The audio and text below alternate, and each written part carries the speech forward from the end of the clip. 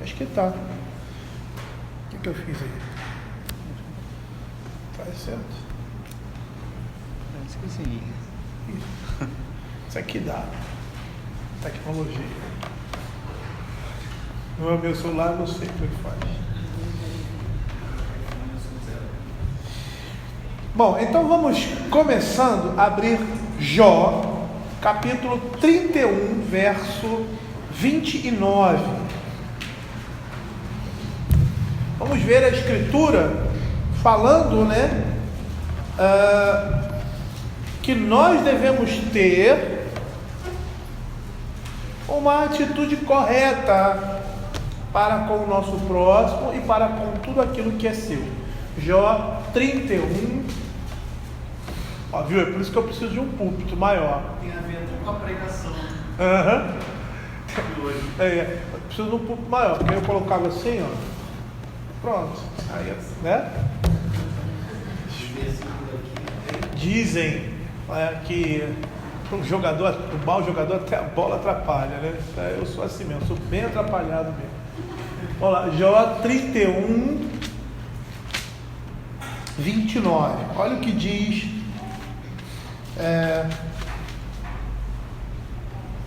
Se me alegrei da desgraça do que me tem ódio, e se exultei quando o mal atingiu, também não deixei de pecar a minha boca, pedindo com imprecações a sua morte.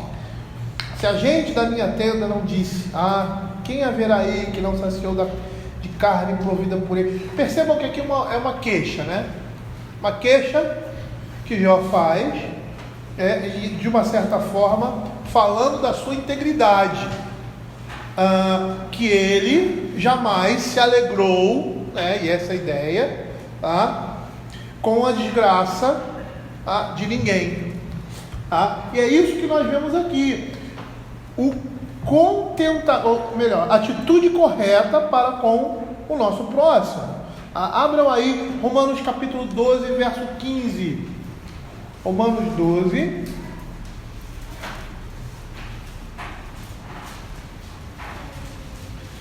Romanos 12, 15.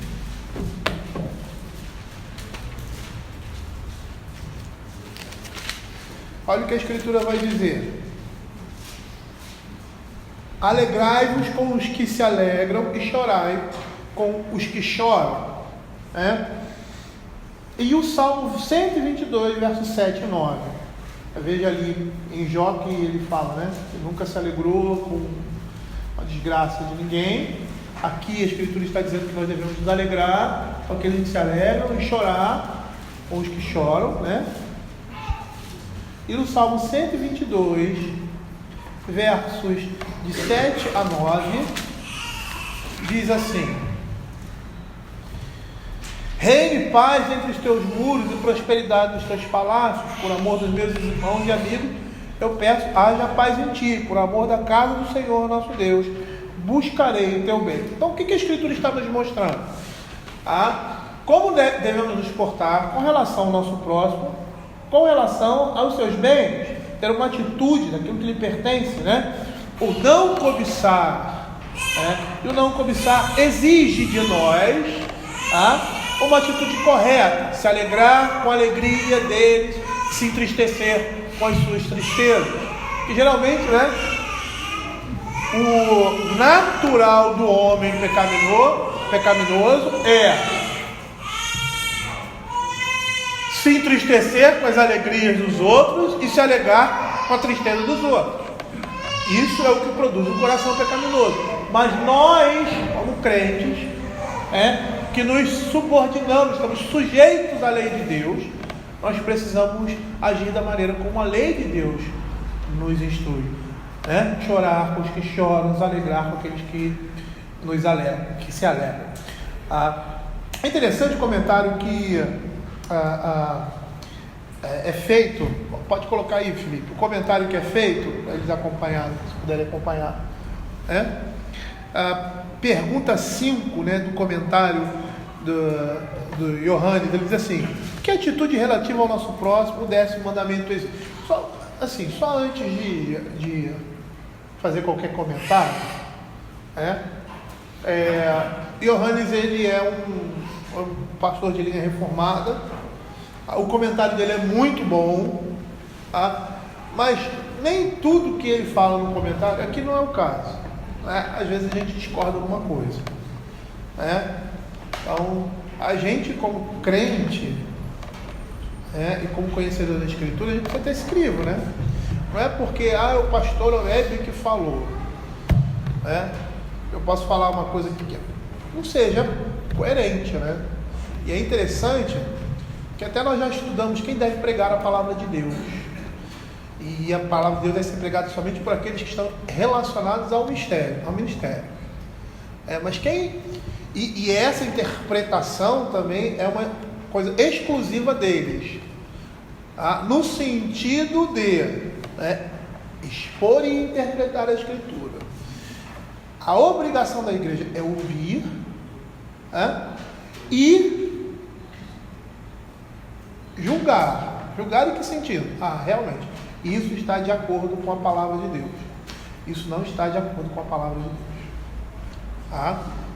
É interessante porque a interpretação da Escritura é uma característica dos ministros ordenados. Os ministros ordenados têm essa característica, porque eles foram preparados para esse fim. A igreja não interpreta a Escritura, a igreja vai ouvir e vai dizer, não, isso aqui está certo, isso aqui está errado. Mas não é a mesma coisa? Não é a mesma coisa. O Catecismo vai mostrar isso, uma diferença. Por quê? Porque os homens que estudam a Escritura, eles se aprimoram para terem esse mundo. Estou dizendo que eles são infalíveis, não. Por isso que nós temos as confissões.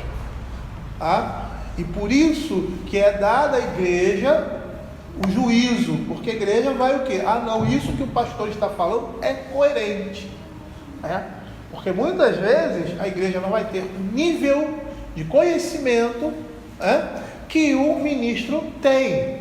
Alguns podem até ter, outros não, mas a maioria, de uma forma geral, não tem. Mas ela tem capacidade de julgar e perceber que aquilo está sendo dito, está de conformidade com a Escritura, e aquilo que está sendo não está de conformidade com a Escritura. Era por isso que os reformadores tinham como é que se diz? Viam a importância da tradução da Escritura na língua vernacular. Por quê? Porque a interpretação é uma característica do munus, aqueles que se prepararam para isso, mas o entendimento dela é dado a todos. E por mais que o crente não tenha uma formação teológica, e é por isso a importância que se dá na fé reformada protestante do letramento, do letramento, por mais que a igreja não tenha o munus ou a capacidade, não é capacidade porque seja incapaz, porque não estudou para isso, não tem as ferramentas necessárias para fazer aquilo que o ministro faz, ela tem condições de ver, o que ele está falando está certo, o que ele está falando está errado.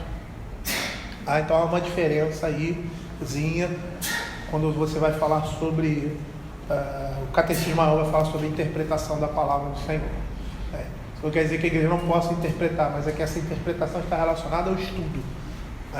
Então, a igreja ouve, não, isso aí que ele está falando está certo. Não, isso aí que ele está falando está errado. A igreja tem capacidade de fazer isso. Pelo conhecimento da palavra. E a pessoa mais simples,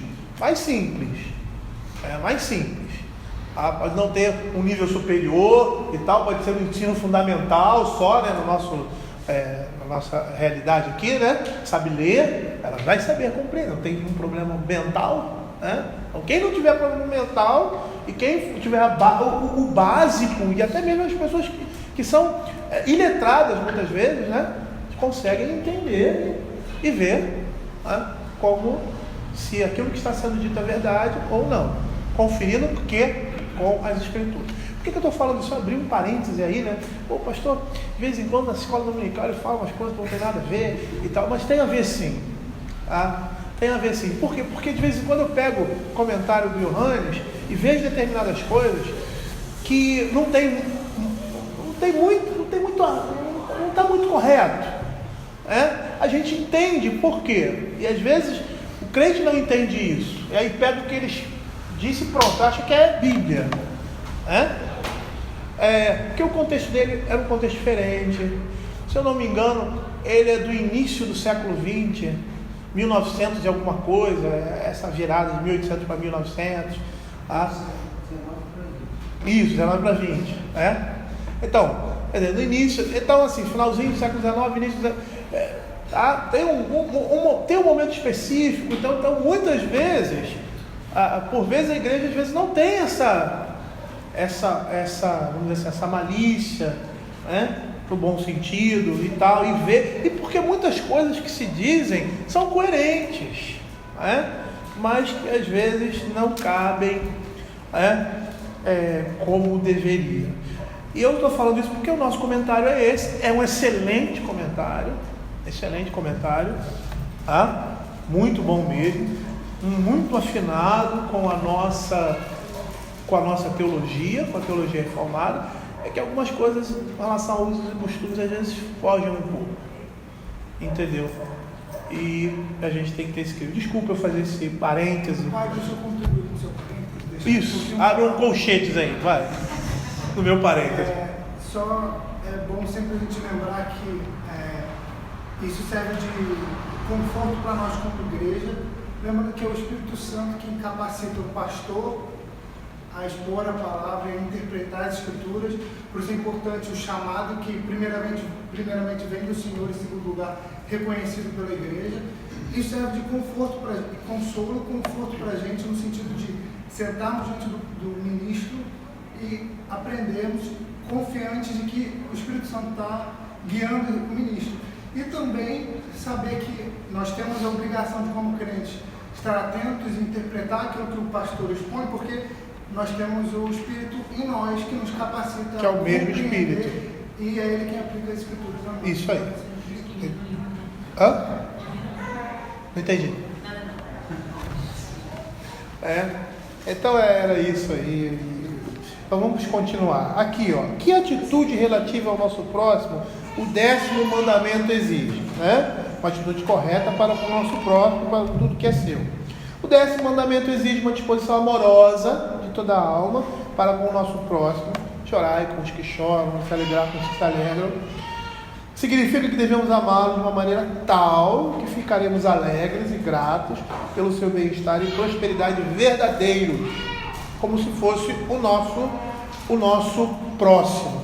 Então percebam aí que essa deve ser a atitude que o mandamento nos exige, de amor para com o próximo, e de amá-lo aqui nesse mandamento de uma forma tal que nós vamos ficar alegres e gratos pelo bem-estar dele, pela prosperidade dele, mesmo que essa não seja a nossa.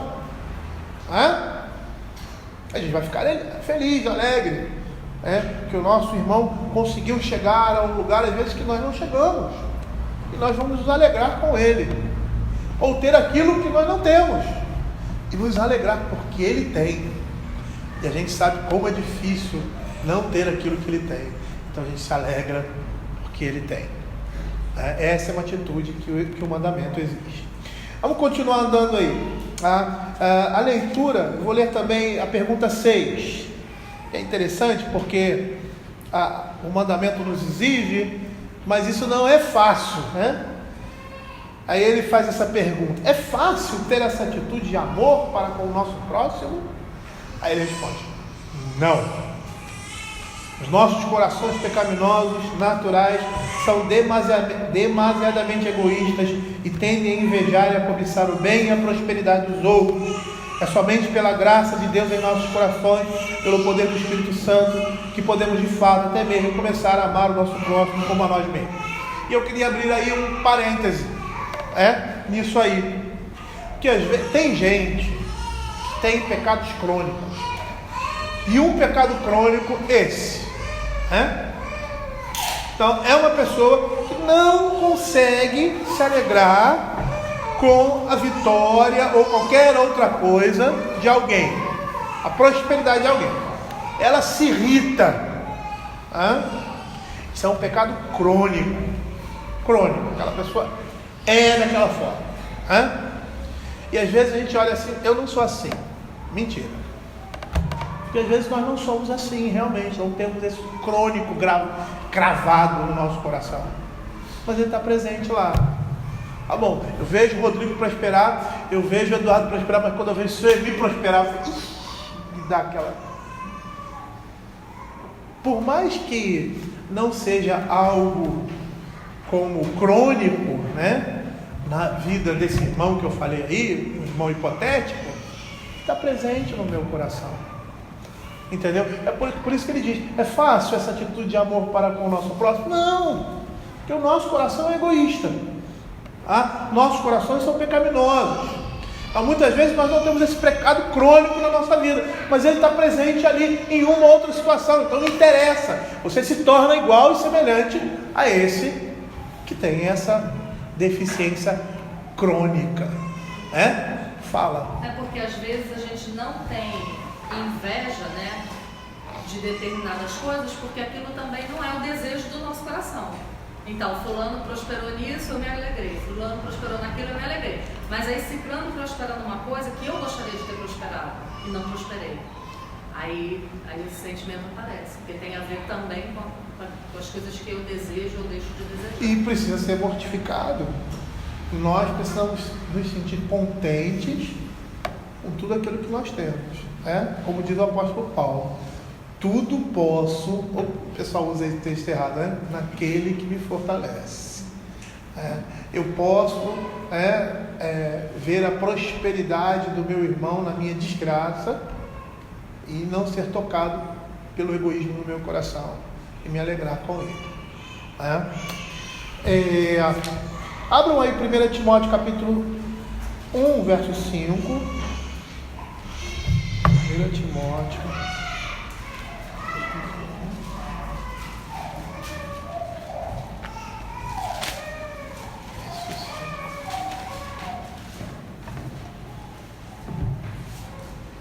Olha o que diz 1 Timóteo capítulo 1, verso 5.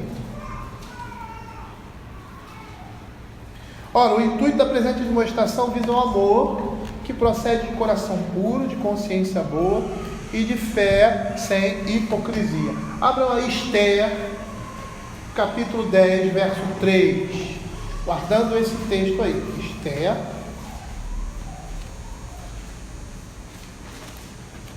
Antes de Jó. 10, 3. Olha o que a Escritura vai dizer. Diz assim: pois o judeu Mordecai foi o segundo depois do rei Assuero, e grande para com os judeus, estimado pela multidão de seus irmãos, tendo procurado o bem-estar do seu povo e trabalhado pela prosperidade de todo o povo da sua raça. Esse texto aí que tem a ver com o provérbio, não, Alexandre? Esse e os outros também, mas esse aqui é mais... Ele tem a sua prosperidade, quando diz aqui, estimado e grande entre os judeus, procura o bem-estar de todos. Esse é o dever desse mandamento.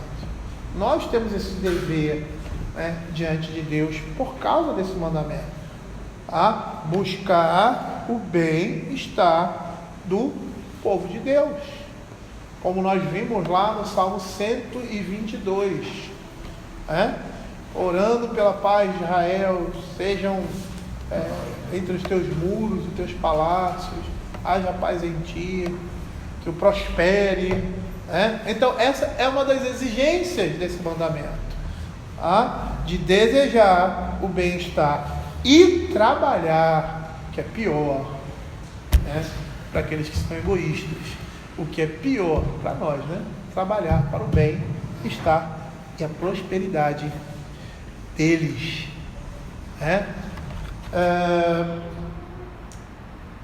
Olha o que o comentário do Johannes vai dizer, pergunta 7. O que quer dizer nossas intenções e sentimentos para com o nosso próximo? Que é o que o mandamento diz, ou seja, que a resposta diz: os deveres exigidos são um contentamento pleno, uma disposição amorosa, de modo que as nossas intenções e sentimentos para com eles tendem a cooperar para o bem. Você deseja o bem deles e você trabalha para esse bem, né? Ele diz assim: com nossas intenções e sentimentos, o catecismo se refere aos pensamentos, desejos e motivos dos nossos corações que procedem do nosso caráter. Então a gente vê, como a gente viu na primeira vez que nós expusemos esse mandamento, né? Que o Lucas e o Felipe, né, já tinham estudado em casa, anteciparam a aula, colaram aqui do professor e tal, né? O desejo para o pecado, né? É o que esse mandamento fala. Nós até fizemos aquela relação, né? Porque no final, né, se ele é a fonte de todos os outros pecados, né? Então esse mandamento ele vai no âmago da coisa. Tá bom, eu não faço, mas se eu desejo, eu pego. Ela é o âmago de todo esses mandamentos aí, né? Em princípio, né, da segunda parte. Vamos nos deter na segunda parte, que é a relação do homem para com o seu próximo, né? É a fonte de todos eles, é o coração, né? Não dá para ser neutro, né? Não dá. O homem não é neutro. Quando é o que eu sempre digo, quando é neutro, ele está sempre do outro lado. Não tem jeito. É a questão do morno lá de Laodiceia. Tu é bem morno, nem quente.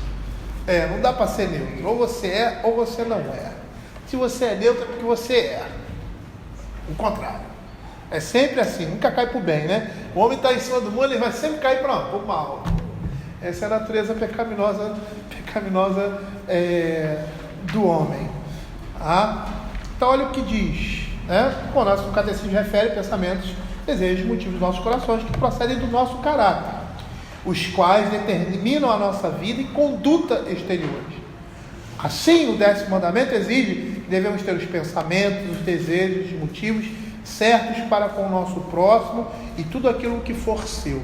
Por isso, a Escritura fala, ali no texto de Provérbios, que nós temos estudado, não só ali, né, mas porque a gente está nos detendo ali, que ele deveria o quê? Guardar o quê no coração? Os mandamentos do Senhor. O salmista o pai dele vai dizer isso, né? Guarda no teu coração para não pecar, guarda a tua palavra no meu coração para não pecar contra ti, né? E o que Provérbios diz todo o tempo com isso? Que ao guardar a palavra de Deus no coração, ela vai forjar o que? O nosso caráter. E é isso que ele está dizendo aqui, tá? Que os desejos e motivos do nosso coração procedem do nosso caráter.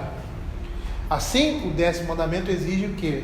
Ter pensamentos, desejos e motivos certos para com o nosso próximo. Por quê? Porque nós não podemos nos deixar levar pela nossa natureza o quê? Pecaminosa. Mas permitir, entendam?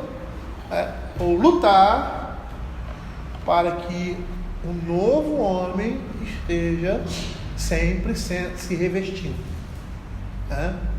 E qual é o instrumento para isso?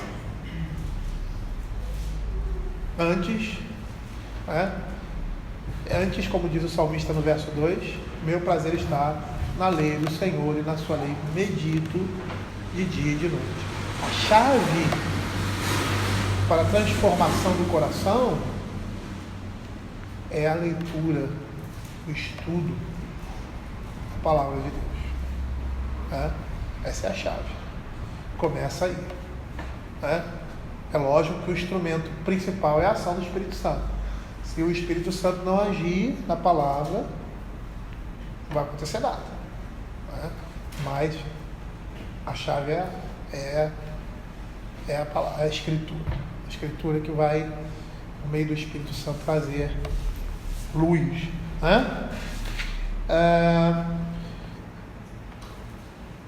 Externo, nós já lemos. A pergunta 8 também está relacionada a isso. Por que as nossas vidas devem tender a cooperar para o bem do nosso próximo? Nós vimos ali na atitude de Mordecai. Porque Deus nos pôs na sociedade humana como membros dela. Esse é o plano e propósito, que os seres humanos dependam uns dos outros para o bem mútuo.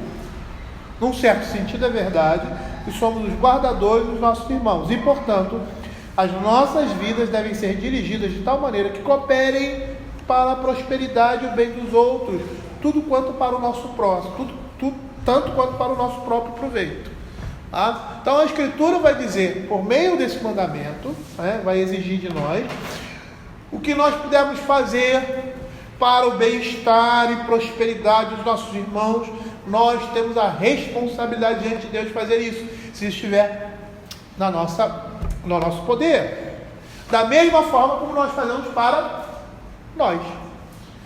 Aí você lembra do princípio do mandamento: amar a Deus sobre todas as coisas e ao próximo como a ti mesmo.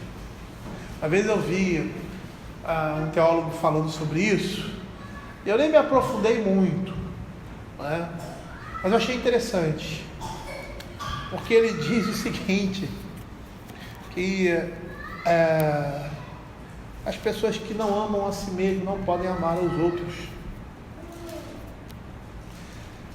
É interessante, né, isso? Porque esse mandamento vai mostrar como nós somos egoístas, porque nós amamos a nós mesmos. Nós amamos a nós mesmos.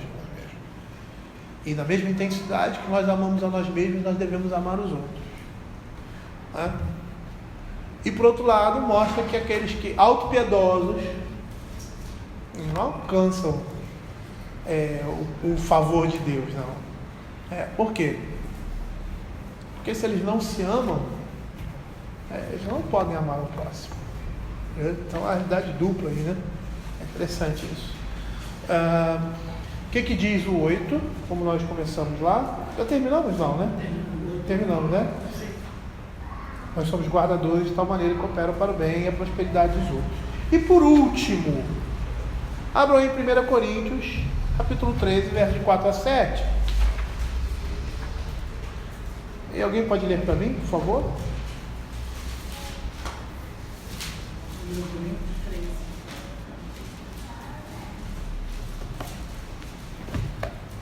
O amor é paciente, é benigno. O amor não arde em ciúmes, não se ufana, não se ensoberbece, não se conduz inconvenientemente, não procura os seus interesses, não se exaspera, não se ressente do mal. Não se alegra com injustiça, mas regozija-se com a verdade. Tudo sofre, tudo crê, tudo espera, tudo se. É interessante, né? Não procura os seus interesses. Então, quando a gente ama uma pessoa, a gente procura os interesses dela em primeiro lugar. Eu me lembro logo do casamento, né? E quando você casa, você vê muito isso, porque você faz isso assim de graça. Não é que você seja perfeito, não, né? Muitas vezes você bota o pezinho lá, opa, eu quero tirar o meu primeiro. Aí mostra o egoísmo. Mas o relacionamento conjugal é um relacionamento de total entrega, em que você vai procurar o interesse de outras pessoas acima do seu, na função em que Deus colocou. Você como homem, marido, esposa, você como esposa, mulher, auxiliadora, e os filhos.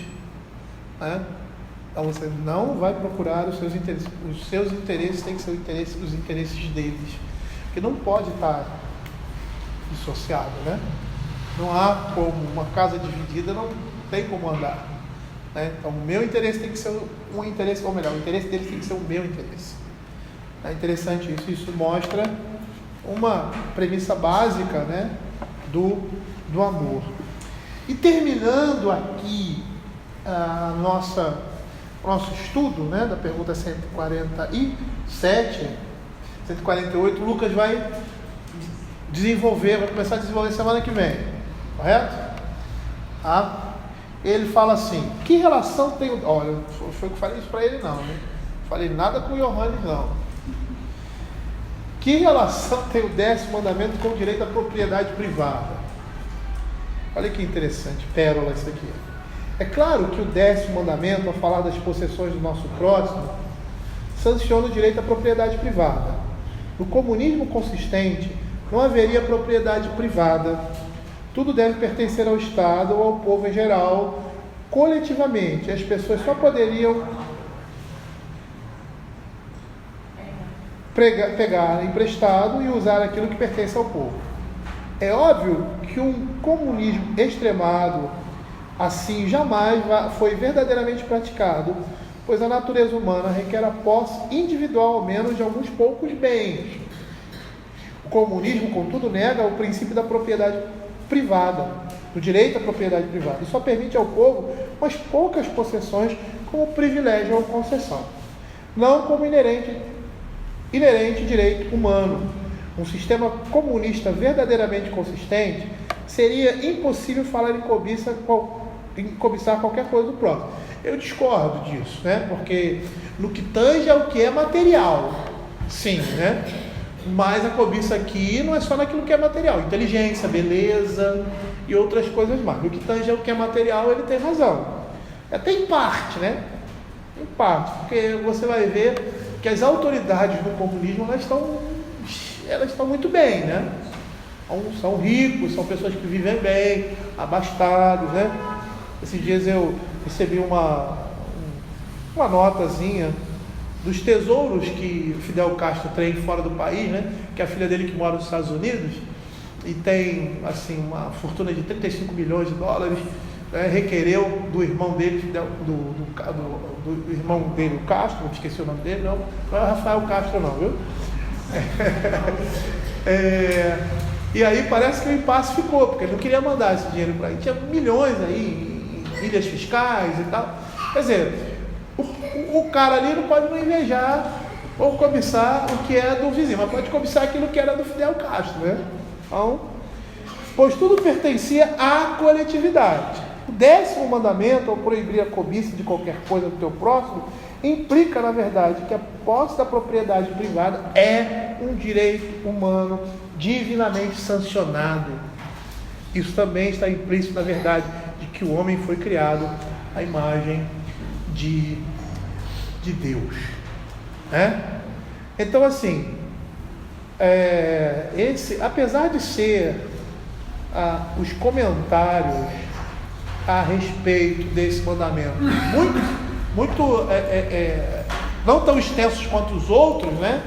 Esse aqui é a fonte de todos os outros, que é o coração, né? Os outros apontam para o exterior e esse aponta para o interior, né?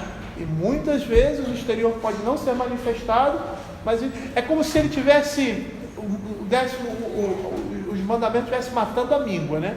Aí vai matando a míngua, aí chega no final e plá, quebra de vez, porque aí não tem como escapar, né? Por quê? Porque são os desejos que militam no nosso coração e que muitas vezes não são expressados. Fala, Maria Vicente. Também lembrei que esse amor ao próximo, ele é teoricamente limitado, porque a partir do momento é o amor livre, porque o momento que esse amor ao próximo te faz pecar, já na verdade não é amor, já é quebra de mandamentos também. Então também tem essa diferença, né? Mas o amor verdadeiro nunca vai levar ao pecado. E aí, mais uma vez, a gente vê como os nossos sentimentos e emoções, eles estão manchados pelo pecado, que até mesmo essa expressão em nós não é perfeita, né? E aí, não é perfeita. Não que ela não possa se manifestar perfeitamente em nós, ela se manifesta, mas ela não é perfeita em nós, todo tempo, eu acho. Alguém tem mais quer fazer algum comentário? Rafael quer se defender não? Do comunismo não, né? Ser irmão do Fidel aí, rapaz, a história é essa? Eu vou comentar assim, até em relação às coisas materiais, eu vou discordar com o Orlando, porque por mais que não haja propriedade privada, pode ter uma pessoa que tenha muitos bens, mas o fato de os bens serem da coletividade, eles não acabam com a lei da escassez. Você nunca vai ter todos os bens em quantidade suficiente para suprir a necessidade de todos.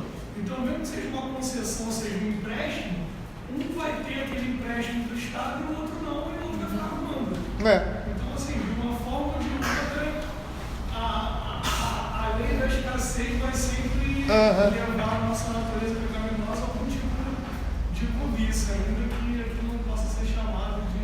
É verdade. A gente viu isso acontecer com o pessoal de Cuba, né? Quando eles implementaram lá, fecharam, não podiam importar nada, né? Teve um embargo americano também. O pessoal que estava em Cuba, eles tinham acesso aos produtos cubanos, né? As coisas que já tinham lá, aqueles carros de 1960, e eles ficavam cobiçando o que estava fora.